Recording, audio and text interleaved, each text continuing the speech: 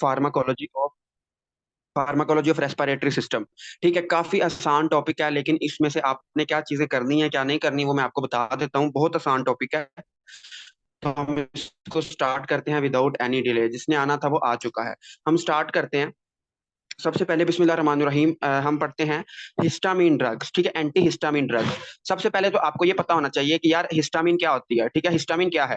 Histamine एक chemical है जो कि हमारी बॉडी में बनता है। ठीक है, एक हिस्टामिन एक केमिकल है जो कि हमारी बॉडी में बनता है, और इसके दो तरह के रिसेप्टर होते हैं। इसके कितने तरह के रिसेप्टर होते हैं? जो हिस्टामिन होता है इसके दो तरह के रिसेप्टर होते हैं। एक को हम कहते हैं H1 रिसेप्टर्स, और एक एक को हम कहते हैं H2 रिसेप्टर्स।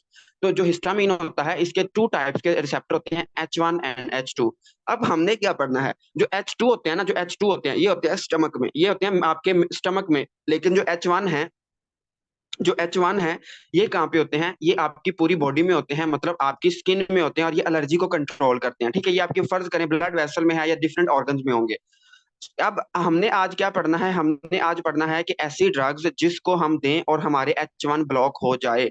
अब हम इसको क्यों ब्लॉक करना चाहते हैं ये मैं आगे आपको जाके बताता हूँ। फिलहाल मैंने सिर्फ आपको इतना बताया है कि जो हिस्टामिन है इसके दो तरह के रिसेप्टर होते हैं, H1 एंड H2। जो H2 रिसेप्टर्स हैं they are present in stomach, और हम इसको ये प्राइटल सेल पे होते हैं, और हम इसको ना पेप्टिक अल्सर डिजीज के लिए यूज करते हैं। इन ड्रग्स को, इसमें आती है फिमोटिडीन आती है, रेनिटिडीन आती है, और ये इस तरह की ड्रग्स आती हैं। लेकिन हमने आज ये नहीं पढ़नी, ये हमने जीआईटी में पढ़ना है।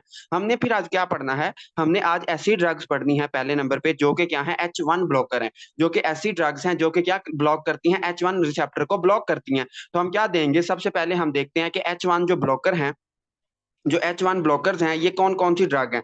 अब आपने याद रखना है, बहुत आसान है ये। जो H1 ब्लॉकर्स हैं ये दो किस्म के होते हैं। जो H1 ब्लॉकर्स हैं इसकी टू टाइप्स हैं। इसकी टू टाइप्स कौन कौन सी हैं? इसकी पहली जो टाइप है, दैट इज योर सेडेटिंग। ठीक है, सेडेटिंग H1 ब्लॉकर्स। सेडेटिंग का मतलब क्या होता है? सेडेटिंग का मतलब होता है कि जिससे हमें नींद आए। ठीक है, जिससे हमें क्या आए? नींद आए। तो सेडेटिंग स्टेटिंग H1 ब्लॉकर्स। और दूसरे नंबर पे कौन से होते हैं? दूसरे नंबर पे हमारे पास होते हैं नॉन सेडेटिंग। ठीक है, नॉन सेडेटिंग। जो H1 ब्लॉकर हैं ये दो तरह के होते हैं, एक को हम कहते हैं सेडेटिंग और एक को हम कहते हैं नॉन सेडेटिंग। सेडेशन का मतलब क्या होता है? ऊंघ आना, नींद आना। ठीक है, डेजीनेस होना।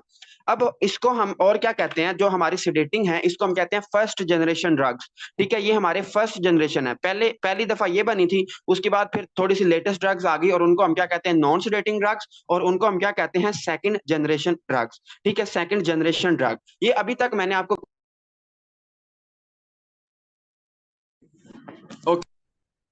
खास चीज नहीं बताई, मैंने सिर्फ आपको ये बताया है कि आपकी एक सेडेटिंग ड्रग होती है और एक नॉन सेडेटिंग ड्रग होती है। जो सेडेटिंग ड्रग होती है they are first generation drug, और जो नॉन सेडेटिंग ड्रग होती है they are second generation drug. अब इनमें से जो ड्रग्स आती हैं, देखो मैं आपको एक चीज बताता हूँ। आप लोगों ने लिपन कोड भी पढ़ी होगी, आपने कैटजंग भी पढ़ी होगी, आपने डिफरेंट बड़ी बड़ी बुक्स पढ़ी होंगी। लेकिन आपने क्या याद करना है और क्या याद नहीं करना ये मैं आपको बता देता हूँ। एक ड्रग के बारे में आपको सबसे पहले तो ड्रग का नाम आना चाहिए। ठीक है, ड्रग का जो नाम है कि उसका क्या नाम है वो आपको लाजमी याद होना चाहिए। उसके बाद आपको और क्या आना चाहिए? ड्रग नेम के बाद आपको उसका मैकेनिज्म आना चाहिए। आपको ये पता होना चाहिए कि यार ये काम किस तरह करती है, मतलब ये हमारी बॉडी में किस तरह काम करती है। उसके बाद आपको क्या पता होना चाहिए? इसका क्लिनिकल यूज, कि हम इसको किस किस डिजीज में यूज करते हैं। उसके बाद आपको क्या पता होना चाहिए? उसके बाद आपको पता होना चाहिए कि अगर उसका कोई बुरा इफेक्ट है, कोई उसका एडवर्स इफेक्ट है, वो आपको पता होना चाहिए। और पांचवें नंबर पे आपको ये पता होना चाहिए कि ये ड्रग किसी कंडीशन में कंट्राइंडिकेटेड तो नहीं है। जैसे हम देखते हैं कि यार प्रेगनेंसी में ना डिफरेंट ड्रग्स हमारी कंट्राइंडिकेटेड होती हैं। तो हमने ये देखना होता है कि ड्रग का आपको नाम पता होना चाहिए, मैकेनिज्म पता होना चाहिए, क्लिनिकल यूज, एडवर्स इफेक्ट और कंट्राइंडिकेशन। ये आपको पांच चीजें अगर आती हैं तो समझ रहे आपको फार्माकोलॉजी बहुत अच्छे से आती है। देखो मुझे तकरीबन 1.5-2 साल हो गए हैं, मैं फार्माकोलॉजी मैंने काफी ज्यादा पढ़ाई है, और मैंने काफी ज्यादा अच्छे से फार्माकोलॉजी की हुई है। मैं आपको पढ़ाने को बहुत डिटेल में पढ़ा दूंगा, लेकिन वो आपके किसी काम नहीं आएगी। आपने अगर आपको ये अगर सिर्फ पांच चीजें आती हैं ना, तो समझ रहे आपकी फार्माकोलॉजी 100% है, बल्कि मोर देन 100% है। किसी को भी ये पांच चीजें भी नहीं आती होती। तो आपने याद रखना है, जो हमारी H1 ब्लॉकर्स हैं इनमें जो सेडेटिंग फर्स्ट जनरेशन ड्रग्स हैं उनमें कौन कौन सी ड्रग्स आती हैं, तो मैं इधर लिख देता हूँ, फिर मैं इनके ब्रांड नेम बताता हूँ कि मार्केट में आपको ये किस तरह मिलेंगी। तो सबसे पहले हमारे पास पहली जो है, जो आपकी बुक ने भी लिखी हुई है, दैट इज योर डायमंड हाइड्रीनेट। ठीक है, डायमंड हाइड्रीनेट, और ये पाकिस्तान में बहुत ज्यादा यूज होती है। मैं इसका ब्रांड नेम बताता हूँ फिर आपको समझ आ जाएगी। उसके बाद हमारी दूसरी लिखी हुई है डाइफेन हाइड्रीनेट। ठीक है, सबसे पहले तो आपको इनके नाम आने चाहिए कि कौन कौन सी ड्रग्स प्रेजेंट है। डायमंड हाइड्रीनेट, डाइफेन हाइड्रीनेट, उसके अलावा क्लोरफेनिरामीन, ठीक है, क्लोरफेनिरामीन, ठीक है, क्लोरफेनिरामीन। उसके बाद चौथे नंबर पे आती है डोक्साइल अमाइन, ठीक है, डोक्साइल अमाइन। ये चार ड्रग्स आपको रटी होनी चाहिए, ठीक है। ये क्या है? They are sedating. अब सेडेटिंग से हमें ये पता चल रहा है कि इनसे जो जो भी मरीज ये लेगा उसको क्या आएगी? उसको बहुत ज्यादा नींद आएगी। ये नींद में इजाफा करती हैं। तो जब भी जो बंदा भी ये ड्रग्स लेगा उसको क्या आएगी? बहुत ज्यादा नींद आएगी। डायमन हाइड्रोनेट, डाइफेनहाइड्रोनेट, क्लोरोफेनेरामीन एंड डोक्साइलमाइन, ये आपको लाजमी याद होनी चाहिए। ये क्या है? They are H1 blockers. ये क्या है? H1 ब्लॉकर्स हैं। और आपको ये पता होना चाहिए जो हमारे H1 रिसेप्टर्स हैं ये हमारे ब्रेन में होते हैं। ये कहाँ पे होते हैं? हमारे ब्रेन में होते हैं। और क्या कॉज कराते हैं? दे कॉजेज मोशन सिकनेस, ठीक है, मोशन सिकनेस। मतलब कि अगर हम ये ड्रग्स देंगे तो जो लोग, जिन लोगों को सफर के दौरान उल्टियां आती हैं, हम उनको उसको ठीक कर सकते हैं बाय गिविंग दीज ड्रग्स। या फिर हम इसको और किस लिए यूज कर सकते हैं? जो हमारे H1 रिसेप्टर होते हैं ये हमारी ब्लड वेसल्स में होते हैं और उसको डायलेट कराते हैं। जब हिस्टामिन H1 रिसेप्टर पे आके अटैच होता है तो वेजो डायलेशन होती है। जब वेजो डायलेशन होती है तो मतलब कि ये हमें क्या कराते हैं? ये हमें एलर्जी कॉज कराते हैं। जो H1 रिसेप्टर्स हैं ये हमें क्या कराते हैं? एलर्जी कॉज कराते हैं। जब ये एलर्जी कॉज कराते हैं, वेजोडाइलेशन कराते हैं, तो हम ये ड्रग्स डायमन हाइड्रोनेट, डाइफेनहाइड्रोनेट, क्लोरोफेनिरामीन, एंडोक्साइलमाइन, ये हम दे सकते हैं एज अ एंटी एलर्जिक, ठीक है। इसको हम एंटी एलर्जिक ड्रग्स भी, as a anti allergic drugs भी देते हैं, ठीक है। मैं अब आपको इसके नाम बताऊंगा फिर आपको समझ आ जाएगी। उसके अलावा उसके अलावा अगर किसी बंदे को नींद का मसला है, ठीक है, अगर किसी बंदे को इंसोम्निया है, ज्यादातर ये लड़कियों में होता है, ठीक है, जो डिप्रेस्ड लड़कियां होती हैं उनमें इंसोम्निया होता है, उनको नींद नहीं आती रातों को। तो आपने कहना है कि हम ये ड्रग्स उन उसके स्लीप मत उसको नींद दिलाने के लिए भी दे सकते हैं। और इसका मैं आपको ब्रांड नेम बताता हूँ फिर आपको समझ आएगी। देखो, आपने ये ड्रग लाजमी लाजमी सुनी होगी अपनी लाइफ में कि जो आपका डायमंड हाइड्रोनेट है इसका जो ब्रांड नेम होता है वो मैं इसका इससे लिख देता हूँ ग्रीन से। उसको हम कहते हैं टैब ग्रेविनेट। ग्रेविनेट आपने लाजमी सुना होगा, ठीक है। ग्रेविनेट, ग्रेविनेट बहुत मशहूर पाकिस्तान में एक टैबलेट है।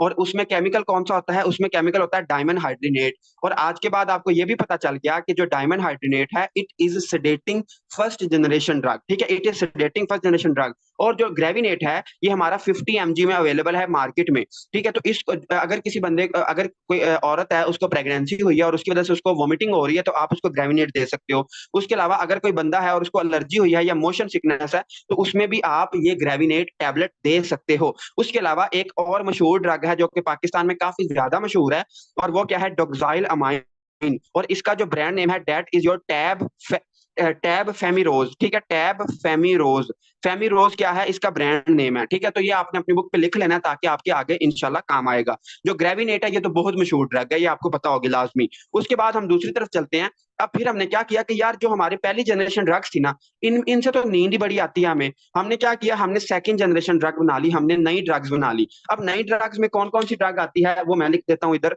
जो पहली ड्रग नॉन सेडेटिंग जो कि मशहूर जमाना है दैट इज योर लोरातिदीन, ठीक है, लोरातिदीन। लोरातिदीन का ब्रांड नेम बहुत मशहूर है और आपने शायद इसको जिंदगी में कभी ना कभी यूज किया होगा। और इसका ब्रांड नेम जो इसका ब्रांड नेम है वो है टैब सॉफ्टिन। ये मैं आपको 1000 दफा बता चुका हूँ, ठीक है। टैब सॉफ्टिन, सॉफ्टिन एक टैबलेट है, ये इसका ब्रांड नेम है और ये 10 mg में अवेलेबल है। इसमें क्या होता है? इसमें ना लोरातिदीन होता है। और हम ये जो सॉफ्टिन टैबलेट है ये हम एलर्जी के लिए यूज कर सकते हैं। या फिर अगर किसी बंदे को फ्लू है या उसके नाक से पानी बह रहा है जो कि किर्गिस्तान में अक्सर प्रॉब्लम हो जाती है, तो उसमें आप लोरातिदीन यूज कर सकते हो। और ये जो मार्केट पाकिस्तान है उसमें सॉफ्टिन 10 mg के नाम से अवेलेबल है। हम आगे चलते हैं। और जो दूसरी आपके पास ड्रग है नॉन सेडेटिंग, उसमें और दूसरी कौन सी आती है? दैट इज योर फिक्सोफिनाडाइन, ठीक है, फिक्सोफिनाडाइन। फिक्सोफिनाडाइन भी एक हमारी नॉन सेडेटिंग ड्रग है जो कि H1 को ब्लॉक करती है, जिससे हमें क्या हो जाती है? एलर्जी हमारी ठीक हो जाती है। अब इसका इसका जो ब्रांड नेम है इसके ना, ये जो मार्केट में आपको दो ब्रांड नेम से अवेलेबल है। दो ब्रांड नेम कौन कौन सी अवेलेबल है आपको? या तो ये मिल, अगर आप, मैं आपको ना इसका डिफरेंस बताता हूँ। देखें, एक तो ब्रांड नेम है इसका फैक्सेट, ठीक है, फैक्सेट, फैक्सेट, फैक्सेट, फैक्सेट 120 mg, ठीक है, फैक्सेट 120 mg। लेकिन अगर आप ये चाहते हैं कि अगर आपका मरीज है और उसका नाक भी बंद है और उसको एलर्जी भी है तो फिर आप उसको क्या दोगे? फिर आप उसको अकेली फैक्सेट नहीं दोगे, फिर आप उसको क्या दोगे? फैक्सेट फैक्सेट डी, ठीक है, फैक्सेट डी, जो फैक्सेट डी है इसमें दो चीजें होती हैं। एक तो फिक्सोफिनाडाइन होती है जो अभी हमने पढ़ी है, और एक और इसमें ड्रग होती है सूडोफेड्रीन, वो हम आगे जाके पढ़ते हैं। तो हमने अभी तक ये पढ़ा कि जो आपकी फिक्सोफिनाडाइन है इसके मार्केट में पाकिस्तान में दो ब्रांड नेम है, फैक्सेट जो कि 120 mg की है, और फैक्सेट डी, ठीक है। फैक्सेट डी में दो चीजें होती हैं, फैक्सोफिनाडाइन होती है और सूडोफेड्रीन होती है। ये सारी ड्रग्स मैंने याद की थी क्योंकि मैंने हॉस्पिटल में प्रैक्टिस थी, मैंने ओपीडी में थोड़ी सी काम करना था, तो सारी मैं याद की थी ब्रेन के साथ, तो इसलिए वो साथ साथ में आ रहे हैं, तो मैं आपको पढ़ा रहा हूँ ताकि आपके काम आए। हम आगे चलते हैं। फिक्सोफिनाडाइन के बाद आपके आती है डेस डेसलोरातिदीन, ठीक है, डेसलोरातिदीन। डेसलोरातिदीन सिमिलर लाइक लोरातिदीन है, लेकिन ये थोड़ी सी उसकी एडवांस फॉर्म है, और इसका जो ब्रांड नेम है, इसका ब्रांड नेम भी मुझे आता है, और वो है टैब, मतलब ये टैबलेट फॉर्म में अवेलेबल है, और दिस्तीना, ठीक है, दिस्तीना। दिस्तीना कितने एमजी की होती है? ये 5 mg की होती है, ठीक है। दिस्तीना 5 mg की अवेलेबल होती है। डेसलोरातिदीन, ये जितनी भी ड्रग्स मैं पढ़ा रहा हूँ ये आप फ्लू के लिए यूज कर सकते हो और एंटी एलर्जी की यूज कर सकते हो, ठीक है। उसके बाद एक जो चौथी ड्रग है जो कि आपकी नॉन सेडेटिंग में आती है, दैट इज योर सिट्रिजीन, जो कि बहुत मशहूर है और आप लोगों ने लाजमी इसको यूज किया होगा या सुना होगा। सिट्रिजीन, सिट्रिजीन का जो ब्रांड नेम है, दैट इज योर मशहूर जमाना, वो क्या है? टैब रिजिक्स, ठीक है, रिजिक्स की टैबलेट, पता है ना, रिजिक्स की गोली। तो रिजिक्स टैबलेट, और ये कितनी होती है? 10 mg की होती है। ये कितनी होती है? 10 mg की होती है, और इसको हम एलर्जी के लिए यूज करते हैं और इससे भी नींद आती है। अब मैं इसको थोड़ा सा ओवरव्यू देता हूँ। देखो, आपका मरीज है एलर्जी का, अब आप उसको ठीक करना चाह रहे हो, आप यहाँ सेडेटिंग ड्रग के साथ जा सकते हो या नॉन सेडेटिंग के साथ जा सकते हो। सेडेटिंग क्या है? फर्स्ट जनरेशन ड्रग है, उसमें डायमंड हाइड्रीनेट आता है जिसका ब्रांड नेम है ग्रेविनेट। ग्रेविनेट बहुत मशहूर है, ग्रेविनेट का सिरप भी मिल जाता है आपको, ग्रेविनेट का इंजेक्शन भी मिल जाता है। उसके अलावा डाइफेन हाइड्रीनेट, क्लोरोफेनिनामीन एंड डोक्साइलमाइन, आपको ये आने चाहिए। उसके बाद इसका क्लिनिकल यूज आपकी बुक ने लिखा हुआ है कि हम अगर कोई बंदा है वो सफर कर रहा है, उसको मोशन सिकनेस हो जाती है, तो उसको हम ये दे सकते हैं टैबलेट्स, या फिर ये वेजोडाइलेशन कॉज कराती हैं, जो हिस्टामिन वेजोडाइलेशन कॉज कराता है। तो जब हम ये ड्रग्स देंगे तो वेजोडाइलेशन नहीं होगी, तो हम एलर्जी को भी थोड़ा बहुत ठीक कर सकते हैं। उसके अलावा चूंकि ये क्या है, दे आर सेडेटिंग, इनसे नींद आती है, तो अगर कोई बंदा है या बंदी है उसको नींद नहीं आती, तो हम उसको ये ड्रग्स दे सकते हैं फॉर स्लीप एड, उसको नींद दिलाने के लिए, ठीक है। जो तो नींद की गोलियों के तौर पे भी इस्तेमाल होती हैं। हम दूसरी तरफ चलते हैं, और दूसरी तरफ अगर आप कहते हैं कि नहीं, जो मेरा मरीज है मैं उसको सेडेशन नहीं चाहता, मैं उसकी सेडेशन नहीं चाहता, तो मैं क्या चाहता हूँ? मैं उसको चाहता हूँ कि यार उसको उसकी एलर्जी भी ठीक हो जाए लेकिन उसको नींद भी ना आए, तो फिर हम क्या करेंगे? फिर हम नॉन सेडेटिंग ड्रग्स की तरफ जाएंगे, और नॉन सेडेटिंग ड्रग्स की में भी नींद आती है। इसमें भी ऐसा नहीं है कि नींद बिल्कुल ही नहीं आती, इसमें भी नींद आती है, लेकिन जो फर्स्ट जनरेशन ड्रग्स हैं वो पुरानी ड्रग्स हैं, उनसे कम नींद आती है। तो सबसे पहले जो मशहूर है, पाकिस्तान की बहुत मशहूर टैबलेट है सॉफ्टिन।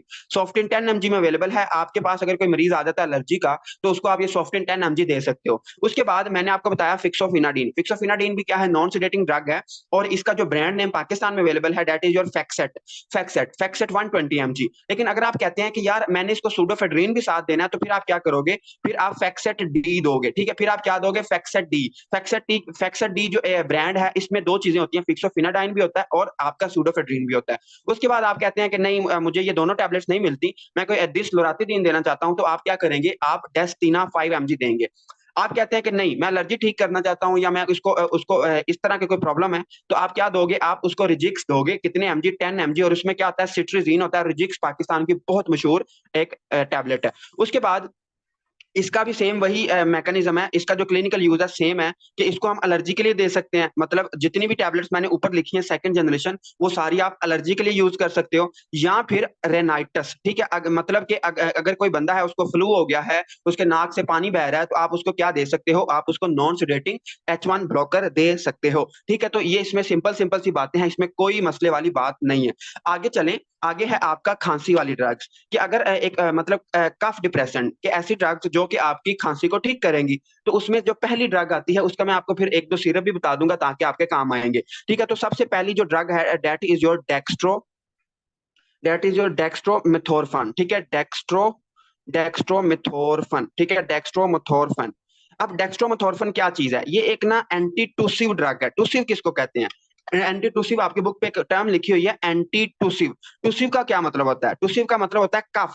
ठीक है, तो ये ये क्या है, दे आर कफ सुप्रेसेंट। ये जो जितनी भी ड्रग्स मैं अभी आपको बताऊंगा, ये क्या है, दे आर कफ सुप्रेसेंट, ये आपकी खांसी को ठीक करेंगी। और आपने याद रखना है, मेरी तरफ से आपके लिए एक बोनस है। वो बोनस ये है कि जो डेक्स्ट्रोमेथोर्फन है, ये क्या है, एंटी टूसिव ड्रग है, ये आपकी खांसी को ठीक करता है। और ये किस किस सिरप में होता है आपने याद रखना है। देखो, आप जो खांसी वाली ड्रग्स हैं, इसके आप ना ड्रग्स के चाहे नाम ना याद रखो, लेकिन आप ये सिरप के नाम लाजमी याद रखना, जो कि पाकिस्तान में बहुत कॉमनली यूज होते हैं। और अगर आपके पास कोई मरीज आ जाता है खांसी वाला, तो उसको आप ये सिरप दे सकते हो। सबसे अच्छा जो सिरप जो मुझे अच्छा लगता है, that is your Corex D. ठीक है, कोरेक्स डी, कोरेक्स डी बहुत अच्छा सिरप है पाकिस्तान के ब्रांड में। ठीक है, उसके अलावा अगर आप कोरेक्स डी नहीं देना चाहते, तो आप पल्मोनोल दे सकते हो। इसका आपने नाम लाजमी सुना होगा, बहुत मशहूर है ये पल्मोनोल। अगर आप पल्मोनोल भी नहीं देना चाहते, तो एक और बहुत अच्छा सिरप है, जो कि मैं अपनी हॉस्पिटल प्रैक्टिस में काफी लोगों को रिकमेंड कर चुका हूँ, वो है कोसोम।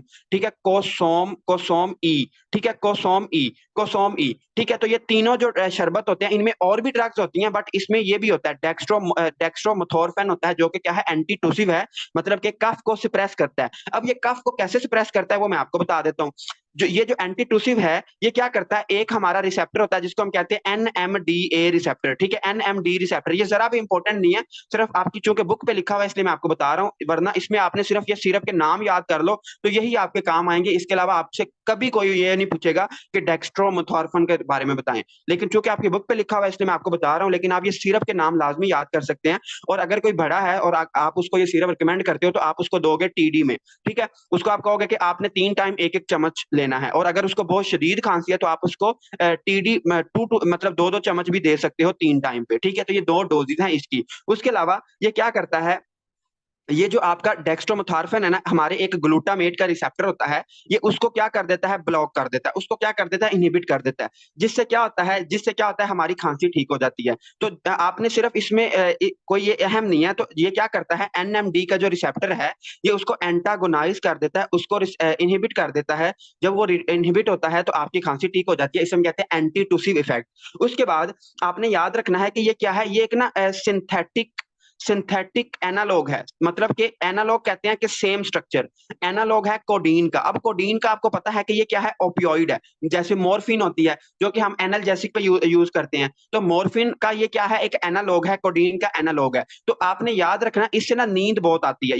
ये जो खांसी का शरबत है, ये जो मैंने शरबत आपको बताया ना, कोरेक्स टी, इससे नींद बहुत आती है। जब भी आप मरीज को दोगे ना, तो मरीज आपसे ये कंप्लेन करेगा कि डॉक्टर साहब नींद बहुत आती है। क्यों? क्योंकि ये जो आपका डेक्स्ट्रोमेथोर्फन है, ये क्या है, मॉर्फिन का एनालॉग है। मॉर्फिन से आपको पता है नींद आती है।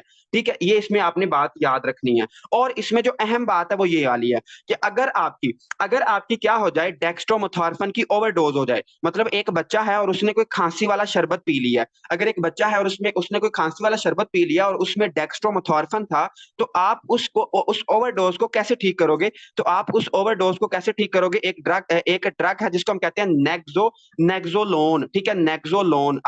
आप उस ओवरडोज को कैसे ठीक करोगे? नेक्सोलोन से। ठीक है, तो ये आपने याद रखना है। ठीक है, उसके बाद बस इसमें आपने ये बात याद रखनी। उसके अलावा उसने एक और पॉइंट लिखा हुआ है, वो इतना अहम नहीं है, कि ये जो डेक्स्ट्रोमेथोर्फन है, अगर आप सेरोटोनिन एनालॉग के साथ दोगे, जो कि हम एंटी डिप्रेसेंट के लिए यूज करते हैं सेरोटोनिन, तो हम अगर सेरोटोनिन के साथ देंगे, तो आपको कार्सिनॉइड सिंड्रोम भी हो सकता है। नैलोक्सोन, हाँ, नैलोक्सोन या नेक्सोलोन जो भी है, नैलोक्सोन है शायद।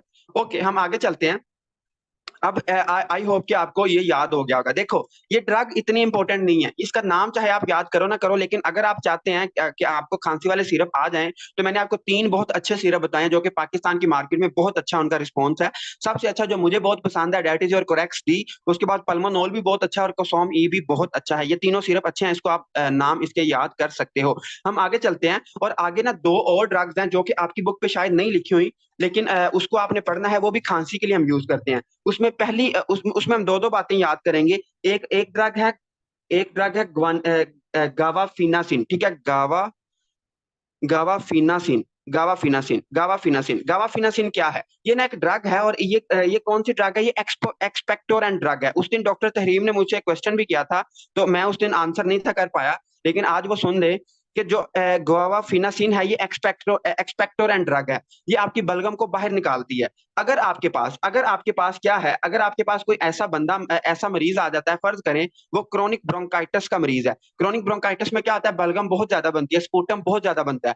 तो आप क्या करोगे, आप उसको क्या दोगे, आप उसको दोगे एक्सपेक्टोरेंट ड्रग। एक्सपेक्टोरेंट ड्रग से क्या है, आपने याद रखना है कि ये एग्जिट करवाता है, ये आपकी बलगम को बाहर निकालता है। तो इसका जो ब्रांड नेम, जो मैं बहुत कॉमनली लोगों को बताता हूँ, अगर मेरे पास कोई बंदा आ जाए हेल्प के लिए, तो एक इसका ब्रांड नेम बहुत मशहूर है, दैट इज योर सिरप म्यूकोनाइल। ठीक है, सिरप म्यूकोनाइल। म्यूकोनाइल क्या है, इसके नाम से ही आपको पता चल रहा है कि ये म्यूकस को क्या करता है, थिन करता है। ये जो गवाफिनासिन है, ये क्या करता है, म्यूकस को थिन करेगा, जो आपकी बलगम है उसको क्या करेगा, उसको थिन करेगा। और ये डोंट स्प्रेस, ये आपकी कफ रिफ्लेक्स को स्प्रेस नहीं करता। ठीक है, ये आपके कफ रिफ्लेक्स को स्प्रेस भी नहीं करेगा, मतलब आपको खांसी नहीं ये ठीक करेगा, बट ये आपका जो म्यूकस होता है, जो आपका म्यूकस होता है उसको ये थिन कर देगा, ताकि आपको ज्यादा से ज्यादा खांसी आए और जितनी भी बलगम आपके रेस्पिरेटरी ट्रैक्ट के अंदर जमा है वो बाहर निकल जाए। ठीक है, तो इसका जो ब्रांड नेम बहुत मशहूर है, ये बिल्कुल 30-40 रुपए का शरबत होता है, म्यूकोनाइल। ठीक है, तो सिरप म्यूकोनाइल, और इसको आप depending upon the patient severity, इसको आप TD 1-1 एक एक स्पून भी दे सकते हो, या फिर आप 2-2 स्पून में भी दे सकते हो, अगर वो उसको ज्यादा कोई मसला है। ठीक है, उसके बाद एक और ड्रग है जो जिसका आपको पता होना चाहिए, that is your N acetyl cysteine. ठीक है, N acetyl cysteine, N acetyl cysteine. और ये जो सिरप मैं इसका बताऊंगा वो आपने लाजमी कभी ना कभी उसको सुना होगा, एन एसिटाइल सिस्टीन। ठीक है, एन एस, ये देखो जो मैं आपको ब्रांड नेम बता रहा हूँ ना, ये मैंने अपनी हॉस्पिटल प्रैक्टिस के लिए याद किए थे, इसलिए मैं आपको बता रहा हूँ ताकि आपको कोई प्रॉब्लम ना हो। अगर आपके पास कोई रिश्तेदार आ जाता है, या आप शादी पे माशाल्लाह जाते हैं और आपसे कोई रिश्तेदार पूछ लेता है कि यार खांसी का सिरप ही बता दो, तो आपको अगर एक सिरप भी नहीं आता होगा, तो आपके माँ बाप तो 1 करोड़ पे आप पे लगा चुके हैं, तो वो फिर आप समझ सकते हो कि आपकी क्या कंडीशन होगी। तो N acetyl cysteine, N acetyl cysteine क्या है, एन एसिटाइल सिस्टीन ना ये ड्रग है जो कि क्या है, म्यूकोलिटिक है, ये आपके म्यूकस को ना तोड़ती है। ठीक है, एन एन एसिटाइल सिस्टीन क्या है, म्यूकोलिटिक ड्रग है, और ये क्या करती है, ये किस पेज पे है, ये किसी पेज पे नहीं है। ये जो दो ड्रग्स हैं, गवाफिनासिन और एन एसिटाइल सिस्टीन, ये मैंने एक्स्ट्रा अपने से बता रहा हूँ, ये उसमें लिपन कोट में लिखी हुई है, यहाँ पे नहीं लिखी हुई। ठीक है, लेकिन ये इंपॉर्टेंट है और इसका ब्रांड नेम भी इंपॉर्टेंट है, इसलिए मैं इसको पढ़ा रहा हूँ, इसको आप अपनी बुक पे नोट कर लें। एन एसिटाइल सिस्टीन क्या है, म्यूकोलिटिक ड्रग है, म्यूकोलिटिक ड्रग है, और ये क्या करती है, लिक्विफाई करती है। ये क्या करती है, लिक्विफाई करती है म्यूकस को, जो आपकी बलगम होती है उसको लिक्विड बना देती है। और हम इसको कब यूज करते हैं, इसको हम यूज कर सकते हैं सीओपीडी में। फर्ज करें सीओपीडी है, एम्फीसीमा है, या क्रोनिक ब्रोंकाइटिस है, तो आपको आपकी लंग्स में क्या होगा, आपकी लंग्स में बहुत थिक म्यूकस बनेगा। थिक म्यूकस में हम क्या यूज कर सकते हैं, हम ऐसी ड्रग्स यूज करेंगे जो कि म्यूकस को तोड़े, और वो म्यूकस हम बाहर आ सके, खांसी के जरिए बाहर आ जाए, और हमारा पेशेंट ठीक हो जाए।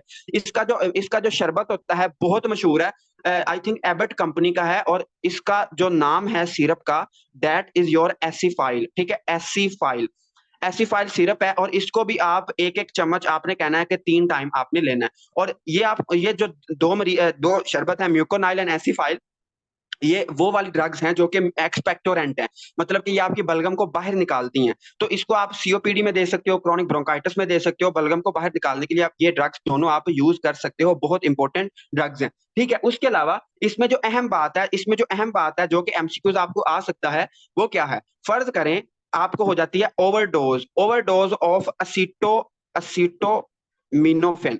ठीक है, असीटोमिनोफिनन। अब मुझे जरा बताएं ना कि असीटोमिनोफिनन किसको कहते हैं, मैं भी जरा देखूं कि आपका मेडिकल में कितना नॉलेज है। ठीक है, जरा मुझे बताएं कि असीटोमिनोफिनन किसको कहते हैं। जी डॉक्टर काशिफ, आपके अलावा बाकी सारे बताएं। शाबाश, जल्दी बताएं, असीटोमिनोफिनन किसको कहते हैं, कौन सी ड्रग होती है ये। आप सबको पता है लेकिन आप बता नहीं रहे। पैरासीटामोल। हाँ, पैरासीटामोल। हाँ, जो पैरासीटामोल होती है, जो कि हर घर में पड़ी होती है, हर बंदे को पता होती है, उसको हम उसका जो नाम है, उसका नाम क्या है, असीटोमिनोफिनन।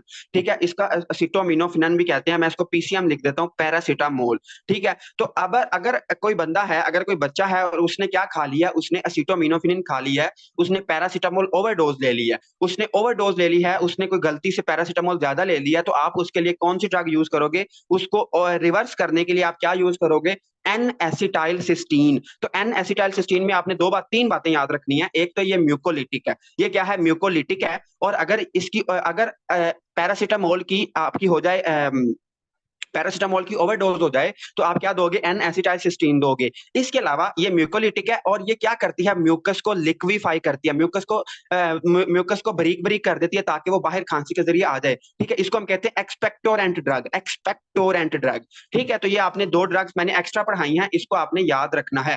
ठीक है, यस। डॉक्टर अली हसन हमें बता रहे हैं कि टाइलोहोट, मैं आपको बता ही देता हूं, ये जो आपका जो किर्गिस्तान है, किर्गिस्तान में आपको मिलेगा टाइलोखोट। ठीक है, इस तरह ना फार्मेसी से आपको मिल जाएगा, एक साशे मिलेगा, आपने शायद इस्तेमाल भी किया होगा। उसमें सूडोफेड्रीन होता है, एसिटाइल सिस्टीन होता है, और इस तरह की चीजें होती हैं, पैरासिटामोल होता है। ठीक है, तो ये चीजें आपने लाजमी याद रखना है। ठीक है, और ये सिरप, पाकिस्तान में जो सिरप सबसे ज्यादा कॉमन यूज होता है, डेट इज योर एसीफाइल। हम आगे चलते हैं और आगे आपका, अब हम बुक पे आते हैं आपकी, कि आपकी बुक वाले ने दो ड्रग्स लिखी हैं जिसको हम कहते हैं सूडोफेड्रीन। इसका भी आपने नाम लाजमी सुना होगा। ये सारी ड्रग्स जो हम आज पढ़ रहे हैं, दे आर कॉमनली यूज्ड। ठीक है, इनको हम बहुत कॉमनली यूज करते हैं, आप लोगों ने कभी ना कभी जिंदगी में इसको लाजमी इस्तेमाल किया होगा। ठीक है, तो सूडोफेड्रीन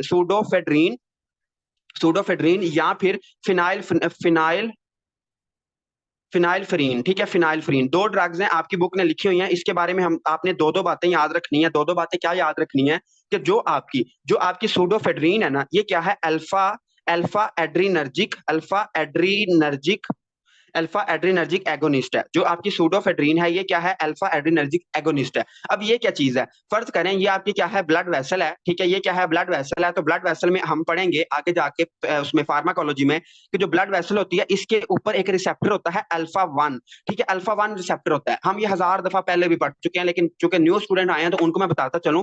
जो आपकी ब्लड वेसल होती है, इसमें क्या होते हैं, अल्फा वन रिसेप्टर होते हैं। जब इनके ऊपर आके इसका एसिटाइलकोलिन अटैच होता है, सॉरी आपका एड्रेनालिन और एपिनेफ्रिन और नॉरएपिनेफ्रिन अटैच होता है, तो क्या होता है, वेजो कंस्ट्रिक्शन होती है। ये जो वेसल्स होती हैं, ये कंस्ट्रिक्ट कर जाती हैं।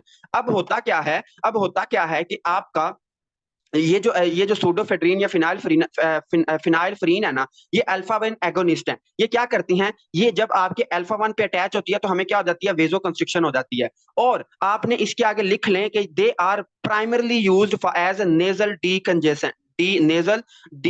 कंजेस्टेंट्स। ठीक है, नेजल डी कंजेस्टेंट्स का क्या मतलब है, कि अगर किसी का नाक बंद है तो उसको खोलने के लिए हम क्या यूज करते हैं, सूडोफेड्रीन और फिनाइलफेरीन। ठीक है, जिस जिस तरह का आपको पता होगा कि किर्गिस्तान में अगर आप बीमार हो जाते हो तो आपका नाक बंद हो जाता है, उसके लिए फिर हम क्या यूज करते हैं, उसके लिए हम यूज करते हैं सूडोफेड्रीन। और ये जो मैंने आपको साशे बताया है टाइलोहोट के, किर्गिस्तान की किसी फार्मेसी से मिल जाएगा आपको, इजीली 25-30 का मिलता है, और इसमें भी सूडोफेड्रीन होती है। ये क्या करती है, ये नेजल डीकंजेस्टेंट। अब ये नेजल डीकंजेस्टेंट कैसे है, देखो ये क्या करती है, जब हम ये ड्रग देंगे तो क्या होगी, वेजो कंस्ट्रिक्शन होगी। जब वेजो कंस्ट्रिक्शन होगी तो आपका जो स्वोलन नोज है, जो आपका नाक है, उसमें देखो नाक क्यों बंद होता है, कि अगर आपके नाक में बहुत ज्यादा फ्लूइड एक्यूमुलेट हो जाए, या फिर बहुत ज्यादा उसकी ब्लड सप्लाई हो जाए, हाइप्रीमिया, इसको हम कहते हैं हाइप्रीमिया। नाक आपका बंद कब होगा, नाक आपका तब बंद होगा जब उसमें क्या हो जाएगा, हाइप्रीमिया, उसमें ब्लड फ्लो बहुत ज्यादा हो जाएगा। तो हम क्या करते हैं, हम सूडोफेड्रीन और फिनाइलफ्रीन देते हैं। ये क्या करती हैं हाइप्रीमिया को कम कर देती हैं, ब्लड को कम कर देती हैं, वेजो कंस्ट्रिक्शन को कराती हैं, तो आपका नाक खुल जाता है। आप ये याद नहीं करना चाहते, लेकिन आप मेरे कहने पे ये लाजमी बात याद कर लेना कि सूडोफेड्रीन और phenylephrine, they both are used as nasal decongestant. अगर किसी बंदे का नाक बंद है तो उसको हम क्या देंगे, सूडोफेड्रीन देंगे, और क्या देंगे, फिनाइल फिनाइल फिनाइलफ्रीन देंगे। उसके बाद आपने क्या याद रखना है, फिनाइलफ्रीन देंगे, और इसका जो क्लिनिकल यूज है, इसका क्लिनिकल जो मेजर यूज है सूडोफेड्रीन का, वो नेजल डीकंजेस्टेंट है। मतलब इसको हम नाक को खोलने के लिए देते हैं। बट इसको हम और किस किस लिए दे सकते हैं, अगर किसी बंदे को अडीमा हुआ पड़ा है, अडीमा भी क्यों होता है, वेजो डायलेशन की वजह से होता है, तो हम क्या कर रहे हैं, अल्फा एगोनिस्ट दे रहे हैं, जिसकी वजह से क्या हो रहा है कि वेजो कंस्ट्रिक्शन हो रही है और अडीमा हमारा ठीक हो जाएगा नेजल डीकंजेशन के लिए। या फिर ओपन यूस्टेशियन ट्यूब। ठीक है, ये आपकी ना इसमें स्कल में एक ट्यूब होती है, यूस्टेशियन ट्यूब, ये हम ना ईएनटी में पढ़ेंगे कि यूस्टेशियन ट्यूब क्या होती है। तो उसको ओपन करने के लिए भी हम क्या देते हैं, सूडोफेड्रीन दे देते हैं। उसके अलावा इसका एडवर्स इफेक्ट क्या है, मतलब इसके बुरे इफेक्ट क्या आते हैं। चलो ठीक है, नेजल डीकंजेस्टेंट तो हमने कर लिया, लेकिन इसका बुरा इफेक्ट क्या आता है, क्योंकि it is alpha one agonist, ये वेजो कंस्ट्रिक्शन कॉज कराती है। तो इसकी वजह से आपको क्या हो जाएगी, इसकी वजह से आपको हो जाएगी हाइपरटेंशन। ठीक है, इसकी वजह से क्या होगा, हाइपरटेंशन होगा। और रीबाउंड रीबाउंड कंजेशन, इसका क्या मतलब होता है? रीबाउंड कंजेशन, इसका मतलब ये होता है, देखो, अगर आप सूडोफेड्रीन 4 से 5 दिनों से ज्यादा यूज करते हो, अगर आप सूडोफेड्रीन या फिनाइलफ्रीन 4 से 5 दिनों से ज्यादा यूज करते हो, तो आप आपका फर्ज करें आज नाक बंद है, आप 4 5 दिन 6 दिन इसको करते रहते हो, आपका नाक अगर ठीक भी हो जाएगा तो आपकी ये दोबारा कंजेशन कॉज करा देगा। ठीक है, तो इस आप इसको याद रखना है कि इसका एडवर्स इफेक्ट क्या आता है कि ये दोबारा भी कंजेशन करा देता है अगर हम इसको ओवरडोज में लें, 4 से 6 दिनों से ज्यादा लें।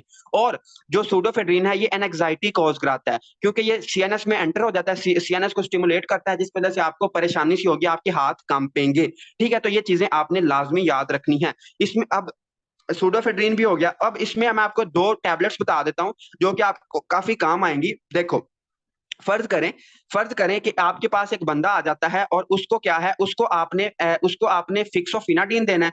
मतलब क्या है कि उसको ना एलर्जिक रेनाइटिस है, उसको उसको उसका नाक लाल हुआ पड़ा है, उसके नाक से पानी आ रहा है, लेकिन उसका उसका नाक बंद है। देखो, तो उसके लिए हम क्या देंगे? उसके लिए हम देंगे फैक्सेट डी। अभी तो मैंने बताया है एक टैबलेट होती है फैक्सेट डी। ठीक है, जब आप डी लिख दोगे ना तो फिर आपको डोज की जरूरत नहीं होती, क्योंकि इसमें 2 चीजें होती हैं। फैक्सेट डी में क्या क्या होगा? फैक्सोफिनोडीन होगा, और इसके अलावा इसमें एक और चीज होती है सूडोफेड्रीन। ठीक है, सूडोफेड्रीन। अब हम एक ही तीर से 2 शिकार कर रहे हैं। कैसे? फेक्सोफिनाडिन से हम क्या ठीक कर लेंगे? उसकी एलर्जिक राइनाइटिस या उसके एलर्जी ठीक कर लेंगे, और सूडोफेड्रीन से हम क्या ठीक कर लेंगे? जो उसका नाक बंद है उसको हम डीकंजेस्टेंट कर लेंगे। ठीक है, या फिर अगर आप ये नहीं देना चाहते, फैक्सर डी नहीं देना चाहते, तो एक और टैबलेट है जो कि बड़ी कॉमनली यूज होती है एलर्जी के हवाले से, दैट इज योर राइलर डी। ठीक है, टैब राइलर डी। इसमें भी आपको डोज की जरूरत नहीं होती, क्योंकि इसमें 2 ड्रग्स हैं। ठीक है, टैब राइलर डी। टैब राइलर डी क्या है? टैब राइलर डी में 2 चीजें होती हैं। एक तो इसमें लोरातिदीन होता है, मतलब फर्ज करें आप एक पेशेंट को सोफ्टिन देना चाहते हैं और साथ उसको सूडोफेड्रीन देना चाहते हैं, तो आप 2 की बजाय एक ही गोली दे सकते हैं, जो कि क्या है? राइलर डी है। राइलर डी में क्या होता है? लोरातिदीन होता है, और इसमें क्या होता है? सूडोफेड्रीन। ठीक है, उसमें क्या होता है? सूडोफेड्रीन। और एक और बहुत ही मशहूर जो कि आपको लाजमी पता है टैबलेट का, दैट इज योर टैबलेट एरिनेक। ठीक है, एरिनेक। एरिनेक में भी आपको क्या एरिनेक में भी क्या होता है? सूडोफेड्रीन होता है। एरिनेक में भी क्या होता है? सूडोफेड्रीन होता है और आइब्रूफेन होता है। ठीक है, ब्रूफेन होता है जो कि आपको बुखार को ठीक करता है, सूडोफेड्रीन होता है जो कि आपके नाक को खोलता है। ठीक है, तो मैंने काफी आपको ब्रांड नेम्स बताए हैं, ये काफी कॉमनली पाकिस्तान में यूज हो रहे हैं, और इसको आप याद कर सकते हो for to prevent any type of distress during visit to any relative. ठीक है, अगर आप किसी रिश्तेदार के पास जाते हो और आप उसको ये मतलब चंद एक मेडिसिन रिकमेंड करोगे, तो आपकी इज्जत में इजाफा ही होगा, कमी नहीं होगी। ठीक है, तो अब जरा मुझे बता दें कि आपको सूडोफेड्रीन तक समझ आ गई, या फिर आप आगे चलें। पल्मोनरी हाइपरटेंशन के ट्रीटमेंट के लिए हम 3 चीजें देते हैं, बहुत आसान है, इसमें कोई मसले वाली बात नहीं है। आपकी बुक ने एक डायग्राम भी बनाई हुई है, उस डायग्राम को भी आप लाजमी देख लेना, वो मैं आपको समझा देता हूँ। पहली दफा जो उसमें पहला पोर्शन है डायग्राम का, उसने ये लिखा हुआ है, उसने ऊपर करके बनाया है एंडोथीलियल सेल। ठीक है, उसने जो आपकी उसकी पल्मोनरी आर्टरी ली है, और पल्मोनरी आर्टरी से क्या बनाया है? Endothelial cell. सबसे ऊपर ऊपर क्या है? एंडोथीलियल सेल है। ठीक है, एंडोथीलियल सेल बनाया है। अब एंडोथीलियल सेल में क्या है? एंडोथीलियल सेल में क्या है? एंडोथीलियल सेल में क्या है? एंडोथीलियल सेल क्या पैदा करता है? प्रो एंडोथिलिन। मतलब आप हम ये पढ़ चुके हैं हिमाटोलॉजी में, मैंने आपको पढ़ाया था, जो आपके एंडोथीलियल सेल्स होते हैं ना, ये केमिकल रिलीज करते हैं जिसको हम कहते हैं एंडोथिलिन। और एंडोथिलिन हम क्या कॉज कराता है? वेजो कंस्ट्रिक्शन। तो आपके जो एंडोथीलियल सेल्स हैं ये क्या क्रिएट कराते हैं? ये कराते हैं एंडोथिलिन। ठीक है, एंडोथिलिन एक केमिकल है जो कि क्या कॉज कराता है? हमेशा ये क्या कॉज कराता है? वेजो कंस्ट्रिक्शन कॉज कराता है, वेजो कंस्ट्रिक्शन। इससे आपको क्या होती है? वेजो कंस्ट्रिक्शन कॉज होती है, मतलब कि आपकी जो वेसल्स है वो कंस्ट्रिक्ट कर जाती हैं। अब होता क्या है?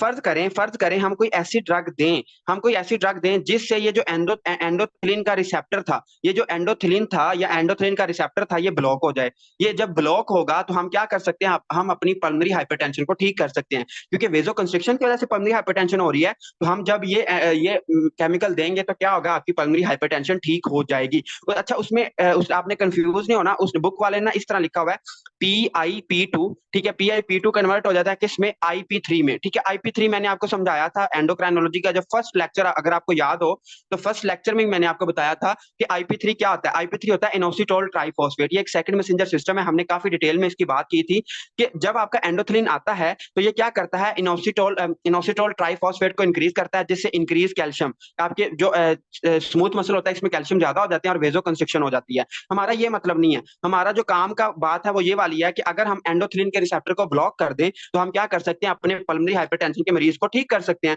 तो उसके लिए क्या होगा, फर्ज करो मैं कोई ऐसी चीज देता हूं जिससे क्या होता है, एंडोथीलियल मतलब एंडोथिलिन रिसेप्टर जो है वो क्या हो जाता है, इनहिबिट हो जाता है। जो एंडोथिलिन रिसेप्टर है ये क्या हो जाता है, इनहिबिट हो जाता है। मैं कोई ऐसी ड्रग देता हूं जिससे जो एंडोथिलिन रिसेप्टर है वो क्या हो जाता है, इनहिबिट हो जाता है। जब ये इनहिबिट होगा तो क्या होगा, आपको वेजोडाइलेशन होगी। आपकी क्या हो जाएगी, वेजोडाइलेशन, मतलब आप वेजोडाइलेशन होगी और आप अपने पेशेंट को ठीक कर पाओगे। ठीक है, तो ये एक सिंपल सी बात है, इसमें कोई मसले वाली बात नहीं है। उसके बाद दूसरे नंबर पे उसने बताया है कि अगर हम दें फास्फोडाइएस्ट्रेज 5 इनहिबिटर। ठीक है, फास्फोडाइएस्ट्रेज 5 मैंने आपको एंडोक्राइनोलॉजी में पढ़ाया था, मैं दोबारा पढ़ा देता हूं एक दफा कि देखो ये क्या होता है, जो फास्फोडाइएस्ट्रेज है ये क्या करता है।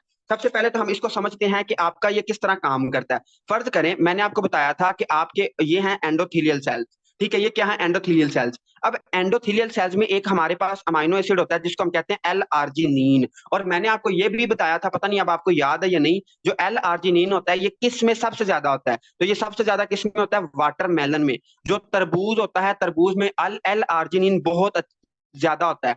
और एल आर्जिनिन आपके इसके हाइपरटेंशन के मरीज, जो ब्लड प्रेशर के मरीज होते हैं उसके लिए बहुत अच्छा होता है, या फिर जो इरेक्टाइल डिसफंक्शन के मरीज होते हैं उनके लिए भी बहुत अच्छा होता है। तो एल आर्जिनिन क्या करता है, एल आर्जिनिन कन्वर्ट हो जाता है किस में, सिट्रुलिन में। जो आपके स्मूथ जो आपके एंडोथेलियल सेल्स हैं, जो एल आर्जिनिन है वो किस में कन्वर्ट हो जाता है, सिट्रुलिन में। और जब ये कन्वर्ट होता है तो ये एक बाय प्रोडक्ट बनवाता है जिसको हम कहते हैं नाइट्रोजन ऑक्साइड। और नाइट्रोजन ऑक्साइड अभी अभी हम ताजा ताजा पढ़ के आए हैं सीवीएस में कि नाइट्रोजन ऑक्साइड क्या है, ये वेजोडाइलेशन कॉज कराता है। वेजोडाइलेशन, और वेजोडाइलेशन कैसे कॉज कराता है, फर्ज करें ये आपके क्या है, एक ये आपका सेल है और इसमें क्या होते हैं, इसमें ना जीटीपी होते हैं, इसमें क्या होते हैं, जीटीपी होते हैं। अब ये जो नाइट्रोजन ऑक्साइड है ये क्या करता है, नाइट्रोजन ऑक्साइड क्या करता है, ये जो जीटीपी होता है ना, इसको कन्वर्ट कर देता है किस में, साइक्लिक साइक्लिक जीएमपी में, साइक्लिक जीएमपी में। और जब भी साइक्लिक जीएमपी ज्यादा होता है तो आपका जो सेल होता है वो रिलैक्स कर जाता है। जो आपका सेल है वो क्या कर जाता है, रिलैक्स कर जाता है। मतलब जब सेल रिलैक्स करेगा तो क्या होगी, वेजोडाइलेशन होगी। अब नाइट्रोजन ऑक्साइड हमारे लिए बहुत कारआमद है, लेकिन नाइट्रोजन ऑक्साइड का एक दुश्मन है, और वो दुश्मन कौन है, वो है पीडीई। ठीक है, फोस्फोडाइएस्ट्रेज 5। ये एक एंजाइम का नाम है। ये एंजाइम क्या करता है, ये कुछ भी नहीं करता। जो आपका साइक्लिक जीएमपी होता है ना, जो आपका साइक्लिक जीएमपी होता है, इसको ये तोड़ देता है। जब साइक्लिक जीएमपी टूटता है तो साइक्लिक जीएमपी को कन्वर्ट कर देता है किस में, जीटीपी में। जब साइक्लिक जीएमपी कन्वर्ट होता है जीटीपी में तो आपका फिर सेल क्या कर जाता है, कॉन्टैक्ट कर जाता है। लेकिन हम चाहते हैं कि यार आपका जो मरीज है उसमें वेजोडाइलेशन रहे ताकि ब्लड की सप्लाई अच्छी हो। तो हम क्या करते हैं, हम ऐसी ड्रग यूज करेंगे जो कि ये जो PDE5 है इसको इनहिबिट कर देंगी। इसमें काफी ज्यादा मशहूर जमाना ड्रग्स हैं और उसको उसका आपको पता होना चाहिए। और उसका वो कौन कौन सी ड्रग हैं वो मैं आपको बता देता हूं। इसमें पहली ड्रग है जो कि बहुत मशहूर है, दैट इज योर सिल्डीनाफिल। ठीक है, सिल्डीनाफिल। सिल्डीनाफिल का पहले आपको पता तो होगा लेकिन इसका मैकेनिज्म नहीं पता होगा, तो इसका मैकेनिज्म मैंने आपको बता दिया कि सिल्डीनाफिल क्या करता है, एक एंजाइम होता है फोस्फोडाइएस्ट्रेज 5, उसको तोड़ देता है। फोस्फोडाइएस्ट्रेज 5 क्या करता है, ये साइक्लिक जीएमपी के लेवल को कम करता है, उसको तोड़ता है। जब हम इस एंजाइम को ही नहीं रहने देंगे तो आपका साइक्लिक जीएमपी ज्यादा रहेगा और आप में वेजोडाइलेशन रहेगी। और सिल्डीनाफिल हम यूज कर सकते हैं किसके लिए, पल्मोनरी हाइपरटेंशन के लिए, पल्मोनरी हाइपरटेंशन के लिए। और इसके अलावा इसका एक और ब्रांड नेम है, आपके बुक पे नहीं लिखा हुआ, ब्रांड नेम कह रहा हूं, इसका एक और ड्रग है जो कि इसी क्लास में आती है, वो आप लिख लें, वो है वर्दीनाफिल। ठीक है, वर्दीनाफिल। ठीक है, वर्दीनाफिल। अब आपको ये पता होना चाहिए कि इसको हम यूज कहाँ कहाँ पे करते हैं। इसको हम पल्मोनरी हाइपरटेंशन में यूज करते हैं। और अगर आपके पास कोई मेल आता है, ठीक है, अगर आपके पास कोई मेल पेशेंट आता है और वो कहता है मुझे एरेक्टाइल डिसफंक्शन है, मुझे क्या है, एरेक्टाइल डिसफंक्शन है, और आप उसके लिए आपने ये लाजमी, पाकिस्तान में बड़ी ये बदनाम है वैसे ड्रग्स, लेकिन हमारा चूंकि ये नॉलेज है, क्योंकि मेडिकल में कोई चीज शर्म वाली नहीं होती। तो अगर पेशेंट को इरेक्टाइल डिसफंक्शन है तो उसको आप सल्डीनाफिल या वर्दीनाफिल दे सकते हो। इसका मैकेनिज्म क्या होता है, ये फोस्फोडाइएस्ट्रेज 5 को क्या करता है, इनहिबिट करता है, जिससे क्या होती है, वेजोडाइलेशन होती है। और जो पीनस होता है या उसके जो पल्मोनरी आर्टरी होती है उसकी वेजोडाइलेशन हो जाती है और उसकी इरेक्शन अच्छी हो जाती है, या फिर पल्मोनरी हाइपरटेंशन कम हो जाती है। अब इसका मैं आपको ब्रांड नेम बताता हूँ, क्योंकि आपसे काफी लोग अप्रोच करेंगे इस तरह के इरेक्टाइल डिसफंक्शन के, या अगर आप फीमेल डॉक्टर हैं तो आपसे काफी ज्यादा लोग मेंस्ट्रुअल साइकिल के बारे में करेंगे। तो आपने इसके ना लाजमी ट्रीटमेंट सीख लिया करो, क्योंकि ये आपके काम आएगी। क्योंकि लोग ना शर्माते हैं पाकिस्तान में, जो इरेक्टाइल डिसफंक्शन के मरीज होते हैं ना, वो शर्माते हैं डॉक्टर्स के पास जाने से, इसलिए वो फिर अपना कोई दोस्त ढूंढते हैं जिससे वो ट्रीटमेंट करवाते हैं। तो आपने याद रखना, जो इरेक्टाइल डिसफंक्शन का मरीज होता है, इसको आप कैसे ठीक करोगे? इसको आप दे सकते हो टैब व्याग्रा। ठीक है, ये बहुत मशहूर टैबलेट है व्याग्रा। ठीक है, व्याग्रा व्याग्रा कितने की होती है? ये 50 mg में भी अवेलेबल है पाकिस्तान में, और 100 mg में भी अवेलेबल है। 50 mg और 100 mg में भी अवेलेबल है। लेकिन इसमें आपने क्या याद रखना है? इसमें आपने याद रखना है कि जो व्याग्रा होती है ना, इसकी आपने इनिशियल डोज हमेशा 50 से शुरू करवानी है। मतलब अगर कोई बंदा इरेक्टाइल डिस्फंक्शन का है, तो आपने उसको पहली डोज ना 50 की देनी होती है, 50 से ज्यादा नहीं जाना। अगर आप 50 से ज्यादा जाओगे तो उसको साइड इफेक्ट आ सकते हैं। तो इनिशियल डोज आप कितनी दोगे? उसको 50 दोगे, 50 mg। और आप उसको हर टाइम पे, और उसको आप इंक्रीज करोगे 25 से। मतलब आप उसे कहोगे कि पहली दफा आपने 50 लेनी है, जब आप सेकंड टाइम करोगे तो आपने क्या करना है? 75 लेनी है, और थर्ड टाइम फिर आप 100 ही लोगे। तो पहली दफा 50, फिर 75 और फिर 100, इस तरह आपने जाना है। ठीक है, मतलब 50, उसके बाद 75 और उसके बाद 100 जाना है। लेकिन इसमें आपने याद रखना है, हाँ, इसका साइड इफेक्ट बहुत ज्यादा होता है, इसका साइड इफेक्ट काफी ज्यादा होते हैं। अच्छा, इसमें आपने एक और चीज याद रखनी है, कि ये जो व्याग्रा टैबलेट होती है, इसको आपने देना होता है पेशेंट, मतलब आपने पेशेंट को गाइड करना है कि आपने 25 से 25 to 60 मिनट पहले लेनी है इंटरकोर्स से। ठीक है, अगर आप इसके बेस्ट रिजल्ट चाहते हैं तो 25 से 60 मिनट आपने पहले देनी है उसके इंटरकोर्स से। और इसका जो ड्यूरेशन ऑफ एक्शन है, मतलब आपने पेशेंट को ये भी बताना है कि इसका जो असर है वो 4 घंटे रहेगा। ये जो व्याग्रा है, इसका असर 4 घंटे रहेगा, और पहली दफा आपने 50 देनी है, फिर 75 देनी है, फिर 100 देनी है। और इसको आपने कितना देनी है? 25 से 60 मिनट पहले देना इंटरकोर्स से। ठीक है, व्याग्रा। उसके अलावा अगर आपको व्याग्रा नहीं मिलती, और एक और टैबलेट है जो कि आई थिंक उसकी है, ये ना उसकी इंग्लैंड की है, इंग्लैंड की कंपनी है, और उसकी एक टैबलेट है, बड़ी जबरदस्त टैबलेट है, उसका नाम है लेवित्रा। ठीक है, टैब लेवित्रा। ये थोड़ी सी महंगी है, मतलब 1500 की शायद एक गोली मिलती है। तो इसकी जो डोज है, इसकी डोज आपको मिल जाएगी 10 mg में। ठीक है, 10 और 20 mg इसकी जो डोज है लेवित्रा की। इसमें लेवित्रा में जो व्याग्रा है, इसमें होता है सिल्डीनाफिल। जो व्याग्रा है, इसमें क्या होता है? सिल्डीनाफिल होता है। लेकिन जो लेवित्रा है, इसमें क्या होता है? वर्दीनाफिल। ठीक है, तो ये दोनों टैबलेट्स आप दे सकते हो इरेक्टाइल डिस्फंक्शन के, लेकिन इसके साइड इफेक्ट बहुत ज्यादा होते हैं। तो खैर, मैंने आपको बता दिया है, बीइंग अ मेडिकल स्टूडेंट आपको इसका नॉलेज होना चाहिए कि जो व्याग्रा और लेवित्रा है, इसको हम पल्मोनरी हाइपरटेंशन के लिए भी यूज करते हैं, लेकिन हम ज्यादा यूज किसके लिए करते हैं? इरेक्टाइल डिस्फंक्शन के लिए, जो मेल्स में अक्सर हो जाता है। ठीक है, हम आगे चलते हैं। उसके अलावा इसमें और इसमें लिखा हुआ है, ये हमारा, ये इसकी समझ आ गई है ना, फास्फोडाइएस्टरेज 5 इनहिबिटर की, कि ये जो ड्रग्स है, ये क्या करती हैं? इस एंजाइम को खत्म कर देती हैं, जिससे क्या होता है? साइक्लिक जीएमपी कम नहीं होता, ज्यादा रहता है, और वेजोडाइलेशन ही रहती है।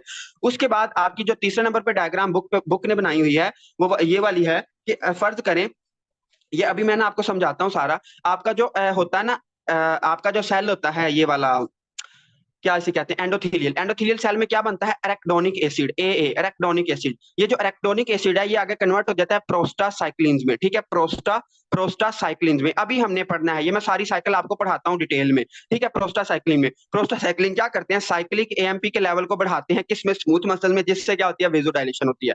इस तरह ये काम करते हैं। लेकिन अगर हम कोई ऐसी ड्रग दें जो कि क्या है, जो इस प्रोस्टासाइक्लिन को बढ़ा दे, मतलब प्रोस्टासाइक्लिन एनालॉग दें, तो हम क्या कर सकते हैं? वेजोडाइलेशन कॉज कराएंगे, जिससे क्या होगा? हमारा पल्मोनरी हाइपरटेंशन का मरीज बिल्कुल ठीक ठाक हो जाएगा। ठीक है, और इसमें दो ड्रग्स आती हैं। जो प्रोस्टासाइक्लिन है, इसका जो एनालॉग है, इसकी दो ड्रग्स हैं। प्रोस्टासाइक्लिन के एनालॉग की दो ड्रग्स हैं। इसमें कौन कौन सी आती है? इपोप्रोस्टिनोल। ठीक है, इपोप्रोस्टिनोल, इपोप्रोस्टिनोल, और एक है इलोप्रोस्ट। इलोप्रोस्ट क्या? ये इपोप्रोस्टिनोल और इलोप्रोस्ट, ये दो ड्रग्स हैं जो कि क्या हैं? प्रोस्टासाइक्लिन एनालॉग हैं। ये क्या करते हैं? प्रोस्टासाइक्लिन के लेवल को बढ़ा देते हैं, जिससे आपको वेजोडाइलेशन रहती है। इसके अलावा इसके उसने एडवर्स इफेक्ट लिखे हुए हैं, कि इससे आपको क्या होगा? आपका चेहरा लाल हो जाएगा। क्यों? क्योंकि ये वेजोडाइलेशन कराता है, और आपके चेहरे की तरफ ज्यादा ब्लड जाएगा, तो आपको फ्लशिंग ऑफ फेस हो सकती है, या फिर जा पेन। ठीक है, आपको जा पेन हो सकती है, या फ्लशिंग ऑफ फेस हो सकती है। इसको आपने पढ़ लेना है, इसमें कोई मसले वाली बात